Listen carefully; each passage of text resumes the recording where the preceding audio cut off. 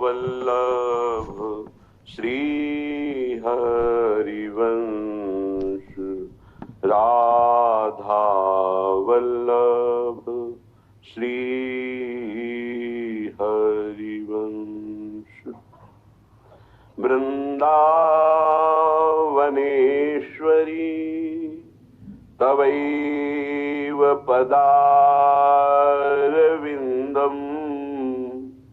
प्रेमामृतैकमकरन्द रसौघपूर्णम्। हृद्यर्पितं मधुपते स्मरतापमुग्रम्, निर्वापयत् परम शीतलमाश्रयामि, परम शीतलमाश्रयामि।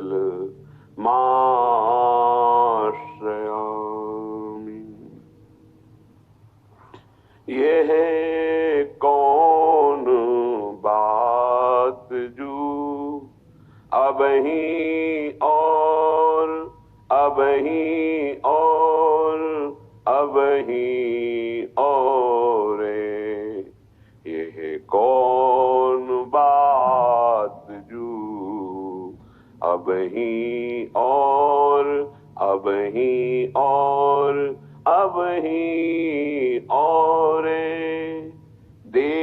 देवनारी नागनारी और नारी ते न होई और की और। देव नारी नागनारी और नारी ते न होई और की और। यह कौन बात जो अबहीं और अबहीं और अबहीं और। पाछे न सुनी अब हूँ आगे हूँ न हुए है, यह गति अद्भुत रूप की और की और। यह गति अद्भुत रूप की और की और।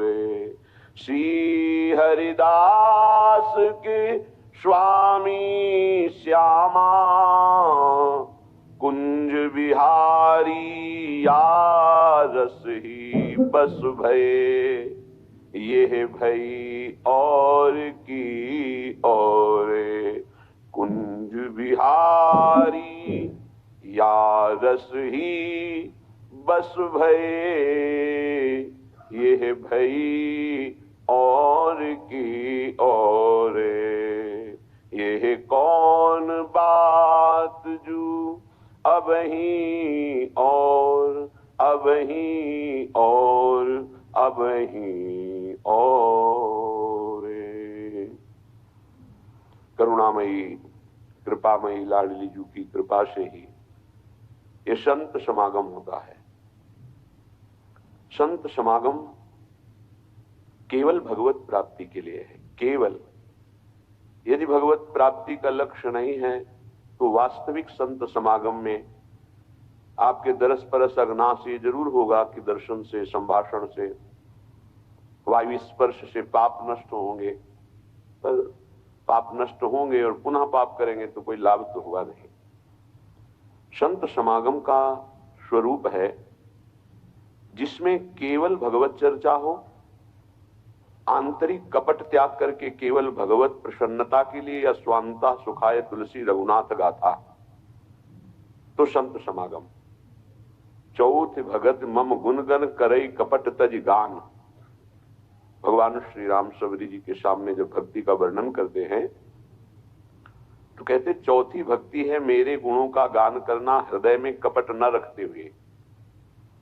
हृदय में कपट का क्या स्वरूप है? चर्चा कर रहे हैं धर्म की, भगवान की, और आशा रखते हैं धन की, मान की, अपनी प्रतिष्ठा की, ये कपट है। तुष्यंति च रमन्ति च, भगवत चर्चा में ही पूर्ण तृप्ति का अनुभव हो रहा है, उसी में हमारा चित्त रमण कर रहा है। ये कथा का श्रवण और कथन का फल है।